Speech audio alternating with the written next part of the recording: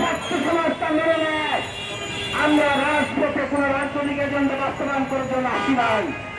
আমরা রাজপথে আন্দোলন করার জন্য আসি নাই। একটা ন্যায্য দাবি নিয়ে রাজপথে আমরা দীর্ঘদিন থেকে আছি।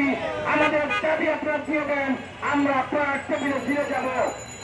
আমাদের ভিন্ন দিয়ে যেন ডাইভার্ট না হয় এবং সেই ডাইভার্ট জন্য বিভিন্ন চক্রান্ত করছে, চক্রান্ত ঘুরিয়ে দিব ইনশাআল্লাহ। এবং সেই আশাবাদ ব্যক্ত করে এবং মুনির কমিশনকে অনতিবিলম্বে চাকরিতে প্রবেশের বয়সীমা উন্মুক্ত এবং ক্ষেত্র বিশেষে 35 করার জন্য আহ্বান জানাচ্ছি এবং এই আহ্বান জানিয়ে শেষ করছি। ধন্যবাদ, ধন্যবাদ সবাইকে।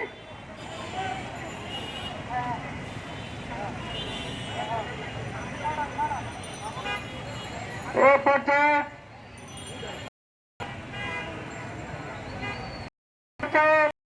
আপনাদের আসছেন গত অক্টোবর যারা শান্তিপূর্ণ মিছিলে আহত হয়েছে তাদের মধ্যে আলম মোরাদ ভাই অনুরোধ করব কি ঘটেছিল, কি হয়েছিল, কি আহত হয়েছেন সে করার জন্য। আসসালামু আলাইকুম। আপনারা গত অক্টোবর আমাদের উপর যারা বয়স আন্দোলন তাদের উপর পুলিশ বাহিনী তাদের আচরণ ছিল এক প্রকার স্বৈরাচারপন্থী, যেটা গত 12 বছর আমরা দেখে এসেছি। জানেন এই আন্দোলন গত বছর যাবৎ একটি শান্তিপূর্ণ ছিল জাতি এবং সারা বাংলাদেশ অবগত। গত স্বৈরাচারী সরকারের মতো সরকার কেন এই যৌক্তিক দাবিকে একটা নাটক চক্রে জড়িয়ে রেখেছে আমি জানি না। আমরা যে আহত হয়েছি আপনারা জানেন, গত সচিবালয়ে যাওয়ার আগে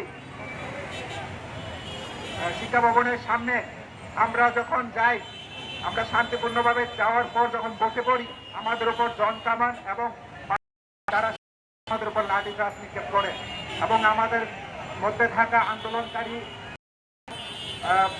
আমাদের বোনেরা পাশাপাশি সাংবাদিক আহত হয়েছে। বিভিন্ন আপনারা দেখতে পেয়েছেন, যেখানে আমি নিজেও আহত হয়েছি।